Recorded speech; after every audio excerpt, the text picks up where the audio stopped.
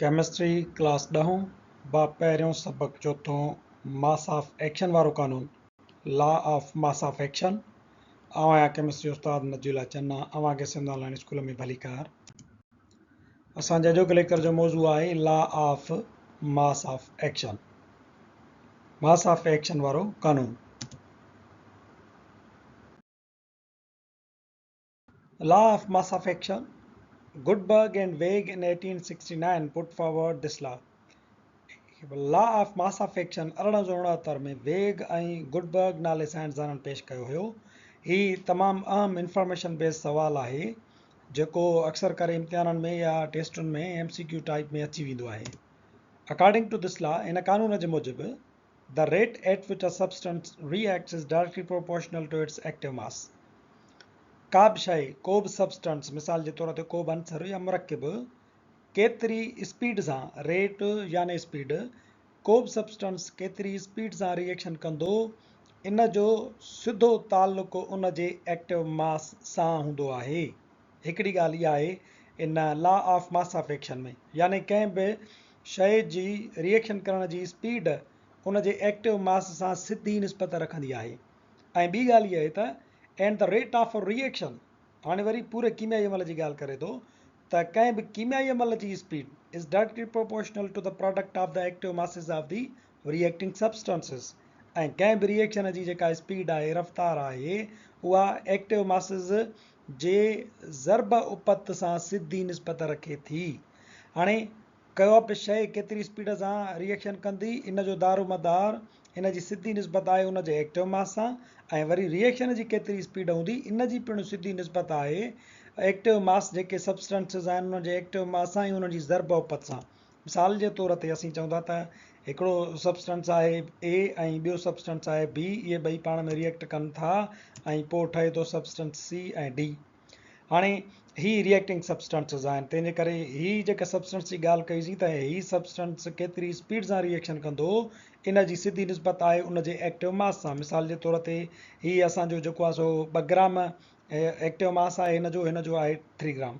हाणे 2 ग्राम जो मतिलबु इहो आहे त यानी ज़रूरी कोन्हे को त जेको तव्हां मास टोटल खयों आहे, मिसाल जे तौर ते हिन जा 5 ग्राम तव्हां खयां आहिनि A सब्सटेंस जा, पर उन 5 ग्रामनि मां जेको रिएक्शन थो करे, जेको हिन सां मिले थो, उहो 2 ग्राम आहे। तंहिंजे करे असां चवंदासीं त एक्टिव मास जेको आहे उहो A जो 5 ग्राम न पर 2 ग्राम आहे।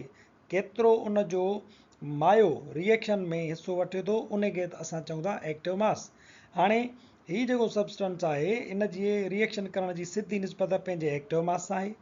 ऐं वरी ॿी ॻाल्हि जेका आहे त रेट ऑफ रिएक्शन, हे ॿई पाण में मिली करे C ऐं D कीअं ठाहींदा, इन रिएक्शन में केतिरी रफ़्तार सां इहे तब्दील थींदा वेंदा C ऐं D में, इन रिएक्शन जी रफ़्तार जो ताल्लुक जेको आहे उहो वरी हिननि ॿिन्ही जे इन्हनि मायनि जी जेको इन्हनि जो एक्टिव मास जो ही असां कंसंट्रेशन ॾिनी आहे उन जी ज़रब उपत सां ताल्लुक आहे। यानी हिकिड़े सब्सटेंस जो केतिरी स्पीड सां रिएक्शन कंदो उन जे एक्टिव मास ते डिपेंड करे थो। रिएक्शन जेको आहे उहो केतिरी स्पीड सां अॻिते वधंदो, उहो पिणु इन्हनि सब्सटेंसिस जे एक्टिव मास जी प्रोडक्ट यानी ज़रब उपत सां ताल्लुक रखंदो आहे। Generally, an active mass is considered as the molar concentration having units of mole per dm cube. आमतौर ते एक्टिव मास जेको आहे असीं हुनखे मोलर कंसंट्रेशन सॾींदा आहियूं, ऐं मोलर कंसंट्रेशन जो जेको यूनिट आहे या एक्टिव मास जो जेको यूनिट आहे उहो आहे मोल पर DM क्यूब। इनखे असां स्क्वायर ब्रैकेट्स में ज़ाहिर कंदा आहियूं। जेका मोलर कंसंट्रेशन आहे उहा स्क्वायर ब्रैकेट्स में ज़ाहिर कंदा आहियूं। मिसाल जे तौर ते नाइट्रोजन ऐं ऑक्सीजन पाण में कीमियाई अमल करे असां वटि नाइट्रोजन ऑक्साइड ठाहिनि थियूं, ऐं या वरी नाइट्रोजन ऑक्साइड वरी टुटी करे ऑक्सीजन ऐं नाइट्रोजन ठाहिनि थियूं। हाणे हिन जो जेको एक्टिव मास आहे या हिन जो जेको एक्टिव मास आहे या हिननि ॿिन्ही जी मोलर कंसंट्रेशन या हिन जी मोलर कंसंट्रेशन असां स्क्वायर ब्रैकेट्स में लिखंदा आहियूं। मिसाल जे तौर ते हाणे असां स्क्वायर ब्रैकेट में लिखियो त असां हिनखे पढ़ंदासीं molar concentration of nitrogen and molar concentration of oxygen, ऐं हिनखे असां पढ़ंदासीं molar concentration of nitrogen oxide.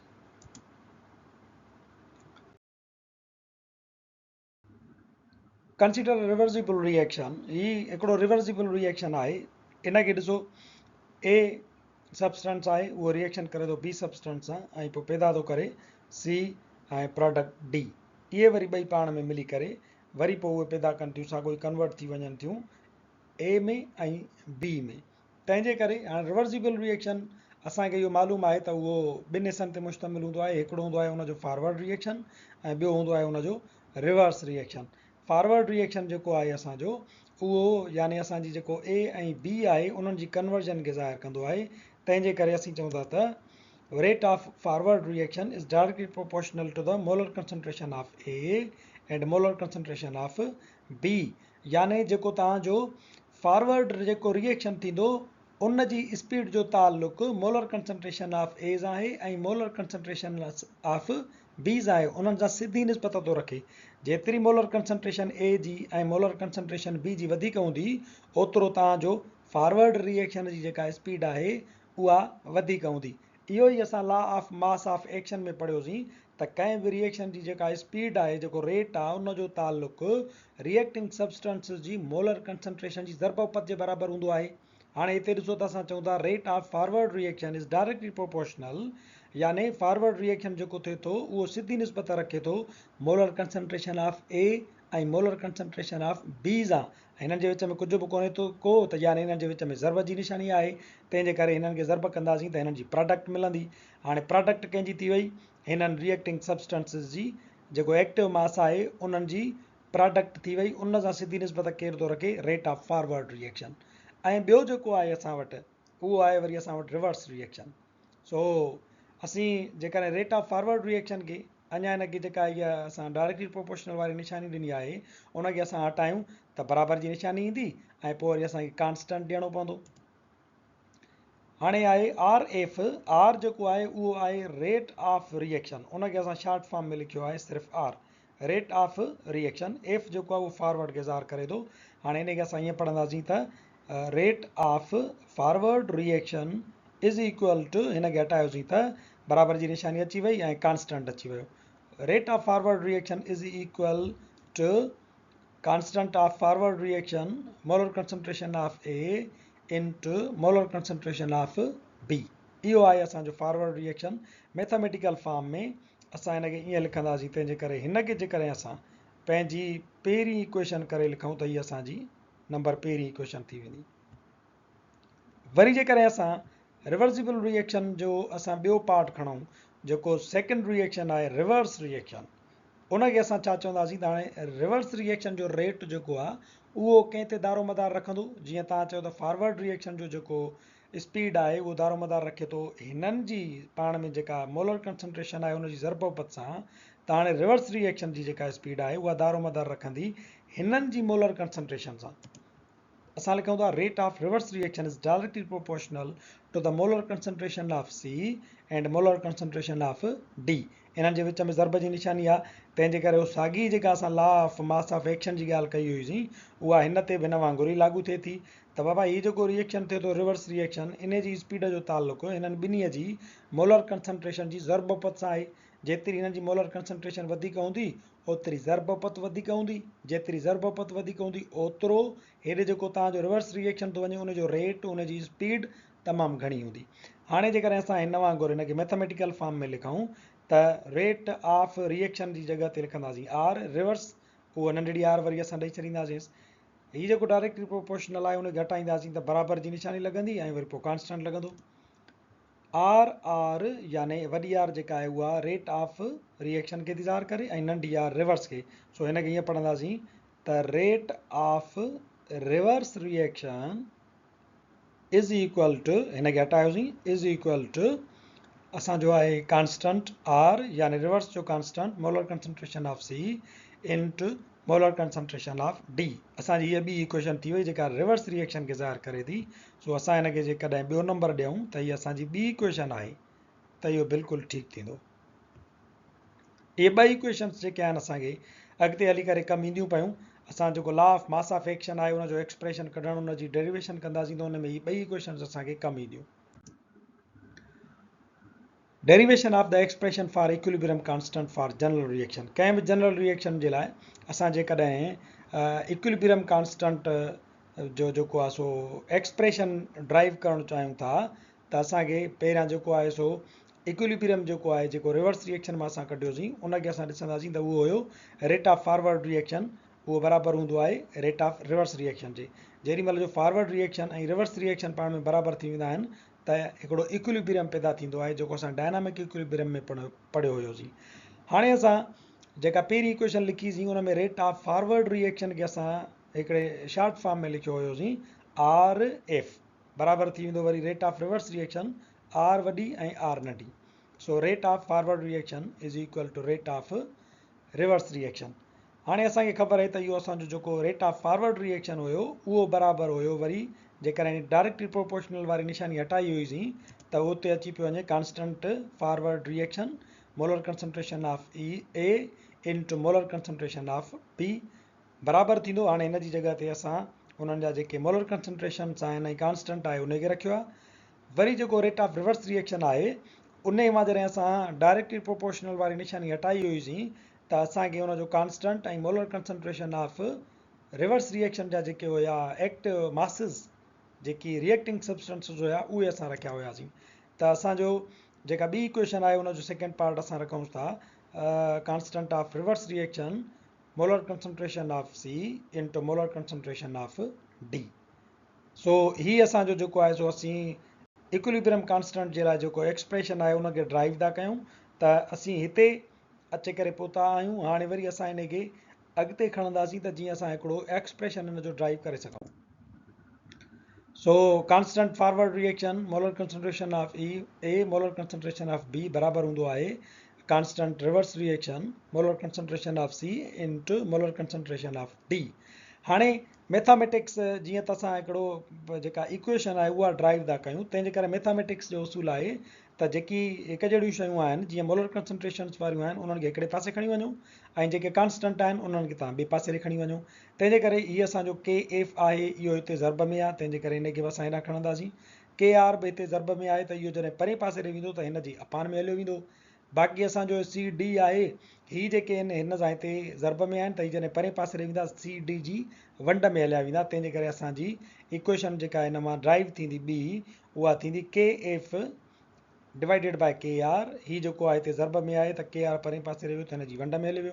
हाणे ही हिते के एफ सां ज़र्ब में आहे इहो परे पासे वेंदो त C D molar concentration of C molar concentration of D वंडिया मोलर कंसंट्रेशन ऑफ ए ही हाणे वंड में हलाईंदा मोलर कंसंट्रेशन ऑफ बी।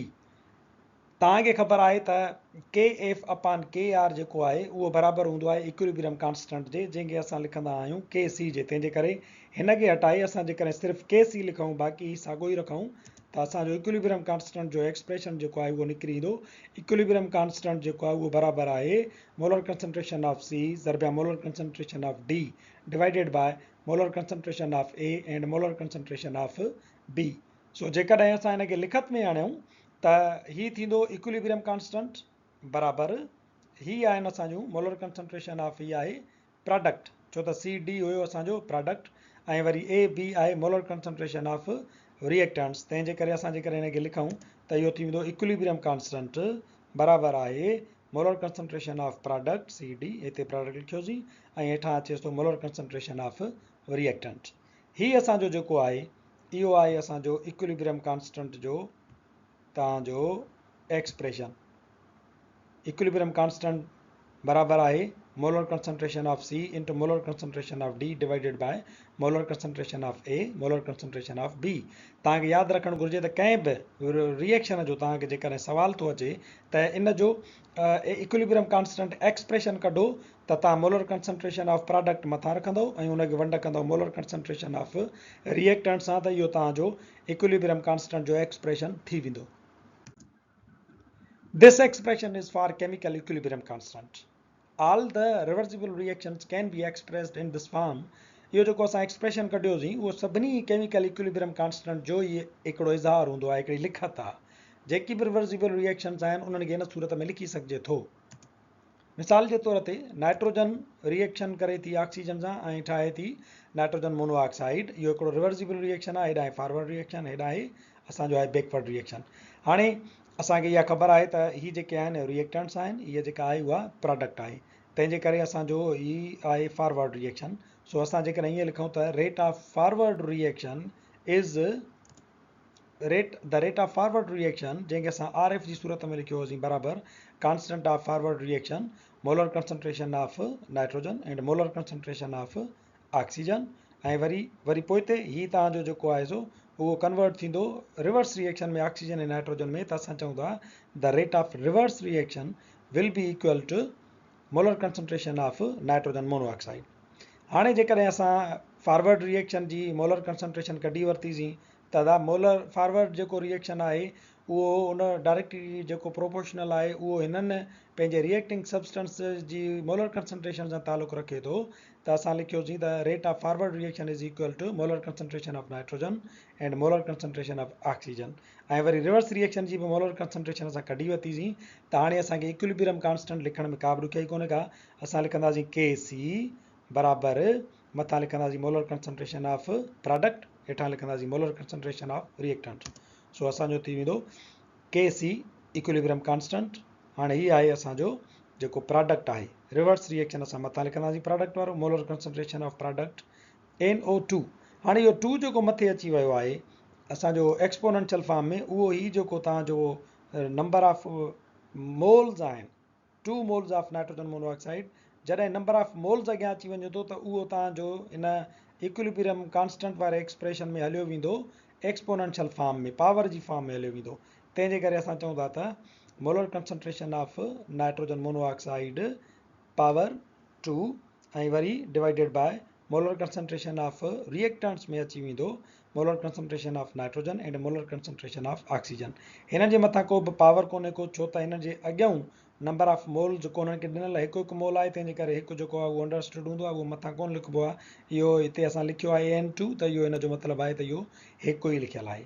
सो हिन रिएक्शन जे लाइ जेको असांजो इक्विलिब्रियम कांस्टेंट जो एक्सप्रेशन आहे उहो ही आहे।